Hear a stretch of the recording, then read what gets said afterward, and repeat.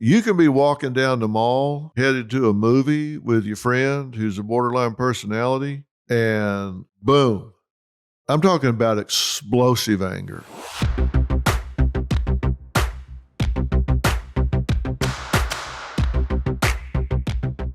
Well, hello, everyone. It's Dr. Phil. You're back to Fill in the Blanks, and we are moving on from narcissism. We are in the Toxic Personalities in the Real World series, and I'm really wanting to have a conversation with you. I'm not wanting to talk at you. I'm not wanting to do a presentation so much as I guess I'm wanting to kind of be, your friend at the factory, I suppose, in just talking to you about some of the people that you encounter in your lives and give you some insight and understanding as to who these people are, what impact they can have in your life, and what you can do about it. Now, we've talked about narcissism and the different types of narcissists, and I want to move on now to borderline personality disorder. Now, borderline personality, I don't know that it's really all that descriptive. And you guys know I'm not really big about labels. But I'm going to defend labeling for a little while here to tell you this. Labels are used a lot for insurance purposes. You've heard me say that. But it's also important in communicating to a therapist, for example, as to what they're treating. That really gets important here in borderline personality, and I'll tell you why in just a little while. Labels are a shorthand that therapists can use to communicate with one another or to a hospital or to a caregiver down the road somewhere if they can use that shorthand to describe to a future caregiver or a new caregiver what this person's history has included, what their symptom cluster is, by giving them this descriptor. And here's what borderline personality disorder describes: a pervasive pattern of instability of interpersonal relationships, self-image and affects, and marked impulsivity, beginning at least by early adulthood and present in a variety of contexts. Now, let's break that down a minute because that's a pretty busy sentence, and I really want you to understand and make sense of these because they play a part of your role. A pervasive pattern of instability. This isn't just somebody that has a bad day or they have a bad week or things have gone poorly at work or whatever. This is a pervasive pattern. That means it's going to be there with this person week in and week out, month in and month out. It pervades their life. If you were going to describe them across time, you would say there is a pattern of instability. They're unstable. And where? Well, in interpersonal relationships, they're just not stable in those. We're going to talk about what that means, but think about it in just common sense terms. Instability in interpersonal relationships. What's that mean? Well, they run hot, they run cold. They're happy, then they're sad, then they're mad, then they're glad. They just up and down, emotional roller coaster in their interpersonal relationships. And this isn't just intimate relationships, romantic relationships. It can be everything. It can be with their brother or their sister, their mother or their father, their lovers, their coworkers, anyone that they have a relationship with. It can be marked by instability, up and down, up and down. Most people that work with borderline personalities, most people that have experience with them, they'll tell you, if they were just going to describe them, not in big words, but just, here's my experience of them, they would tell you that there's instability in their relationships, that they can't get a good relationship to stick, that they're real volatile in their moods. They have problems modulating their behavior. They have issues with their identity or their sense of self, and they have a profound fear of abandonment. They just have a chronic fear of being left, and they have a huge reaction. They're hyper reactive to almost anything that triggers one of these areas. Now, you may be thinking, wow, when Dr. Phil was talking about narcissism, he cautioned us about kind of absorbing all of the descriptors and thinking that we're that way. Remember, I talked about being a freshman in college and going through Psychology 101, and every disorder you studied about, you thought, oh my gosh, that's me. Every disease that you talked about in biology is like, oh my God, I've got it. We're all pretty suggestible when we're learning about something kind of new and scary. Look, we all have insecurities. So when you talk about instability and relationship and mood, you're going, well, look, I'm not just totally secure. I have insecurities. Am I borderline? We're talking about a matter of degree. You remember me telling you that all behavior is on a continuum? Well, that's true. And of course, we all have some insecurities. But if somebody leaves us, if we're in a relationship and we break up, even if we get a divorce, most of us know we'll be okay. I'm not saying it's not going to hurt, because it does, and we may cry for a while. We may even be really down in the dumps, even for a matter of weeks or a month or something. But in our heart of hearts, we know we'll be okay. But a borderline personality, it's life or death.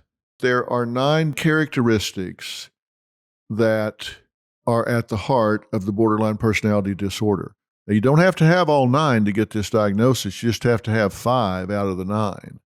Just 5 out of the 9, but I'm going to tell you about all 9. Number 1, fear of abandonment.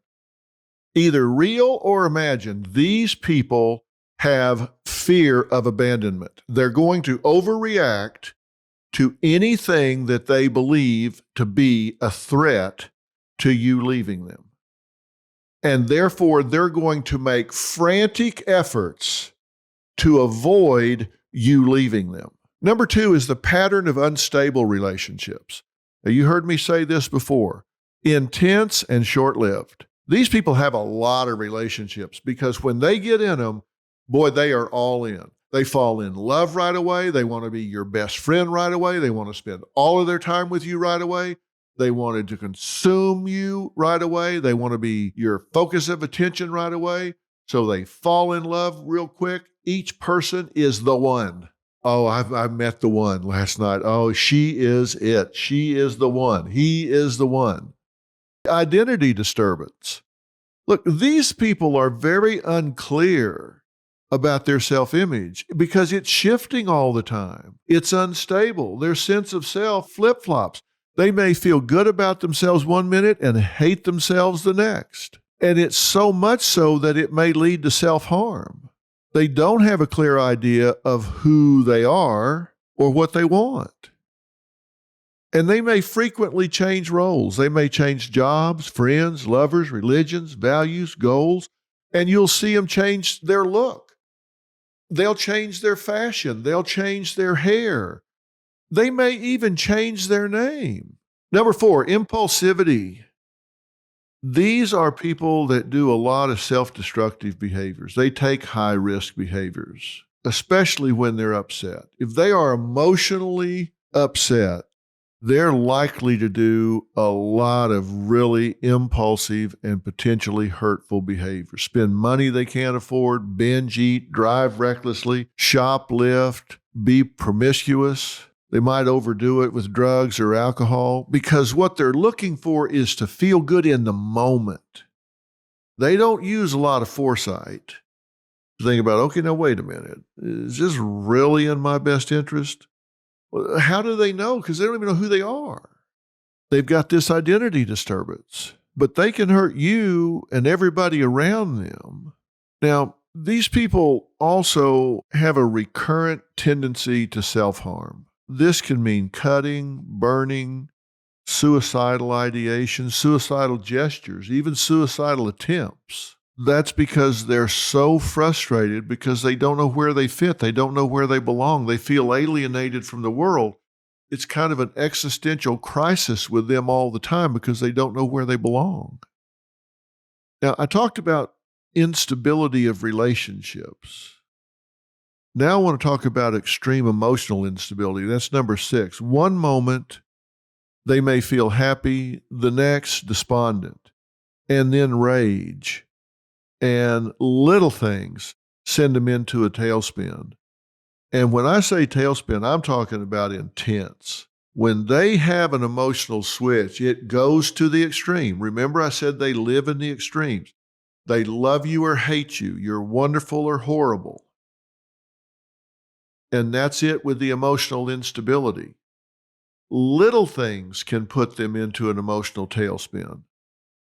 Up and down is really what they experience versus depression or mania from bipolar. This can happen in just minutes or hours.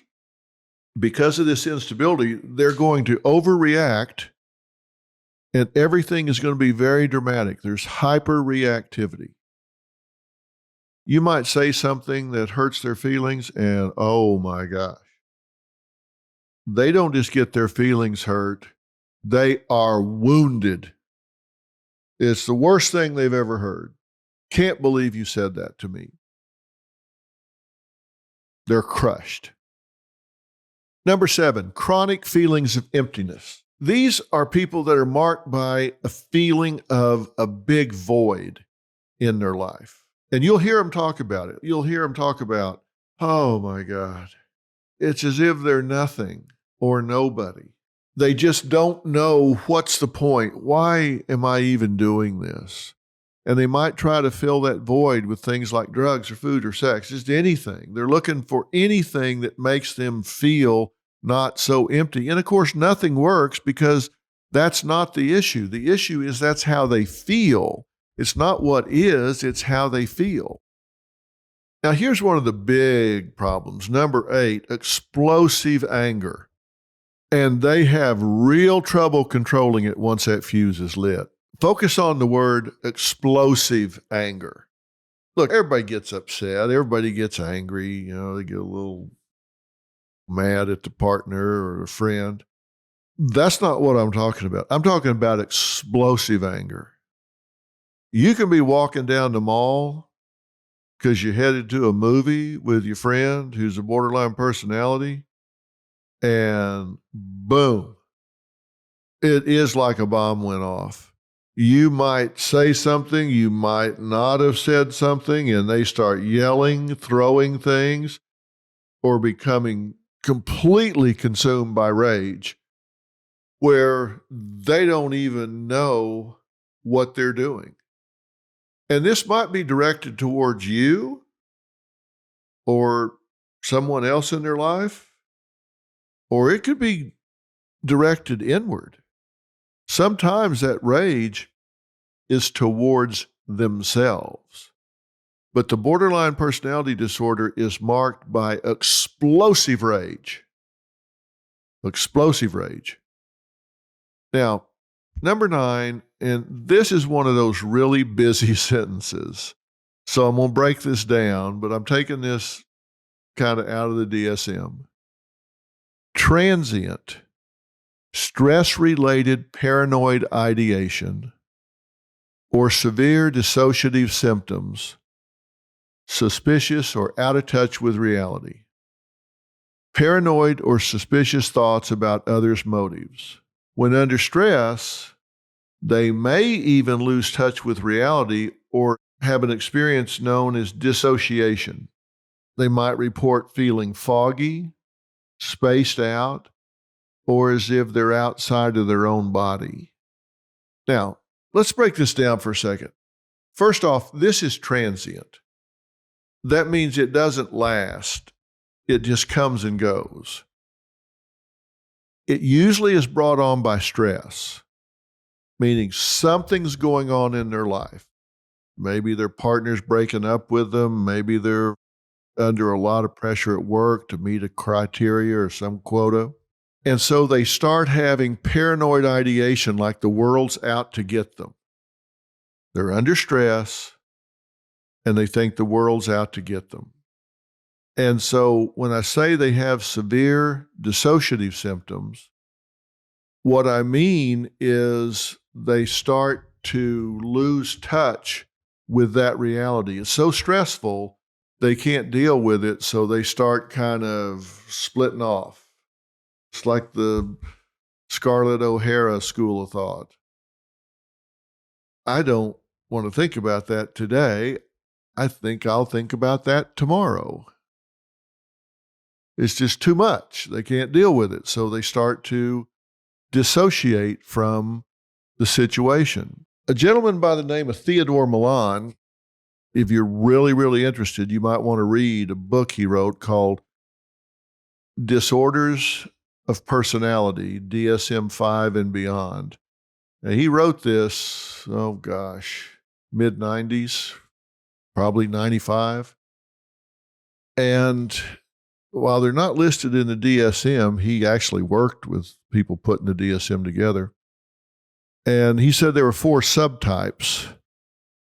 One was discouraged or quiet. These are real clingy, passive, borderline personality types, and they're real prone to self-mutilation, suicide, feelings of emptiness. They have an intolerance of being alone. So they're clingy and passive, and they may cut or burn themselves a lot. And then there's the impulsive type. These are the energetic, charismatic types. I mean, they come on really strong, but they can just as quickly become cold and hostile. They're easily bored, so they start taking high-risk behaviors, and they're prone to self-mutilation, suicide. They're very resistant to treatment. Then there's the petulant. They're angry. They feel unworthy. They're very possessive. They don't let you out of their sight. This is where you see a lot of eating disorders, a lot of drug addiction. And then there's just the straight up self-destructive. These people are marked by bitterness, self-hatred. I mean, they just really turn this anger inward. Okay, Dr. Phil, you finally put a name to it. You've identified for me what it is I'm dealing with here, because I've been wondering, what the hell? This person, it seems like no matter what I do, it just doesn't matter. They just go off. Well, now you may know why. They may be borderline personality. And if that's true, how are you ever going to get them to treatment? Well, let me give you one clue in closing here. You want to talk to people about what they deserve, not what they need. People don't like it when you step up to them and say, you know what you need to do? You need to get some help. You need to go see a therapist. You need to get somebody that will sit down and help you work this out. That sounds very judgmental. And for a borderline personality disorder, it sounds like a way to abandon them. It sounds judgmental, and it's likely to trigger resistance and rage, but it sure as hell sounds like, get away from me, you're sick, you're broken, you're wounded. And they're going to turn that into something that plays right into their fear of abandonment, and it's going to further complicate their disrupted identity. If, on the other hand, you approach them by saying, I notice that you're anxious a lot, or I notice that you really seem to be depressed and unhappy. And I just want to tell you, I love you, and I think you deserve to get that out of your life. I think you deserve better than that. And I think you deserve to give yourself whatever it takes for that to not be part of your life anymore. I just know you, and I think you deserve it.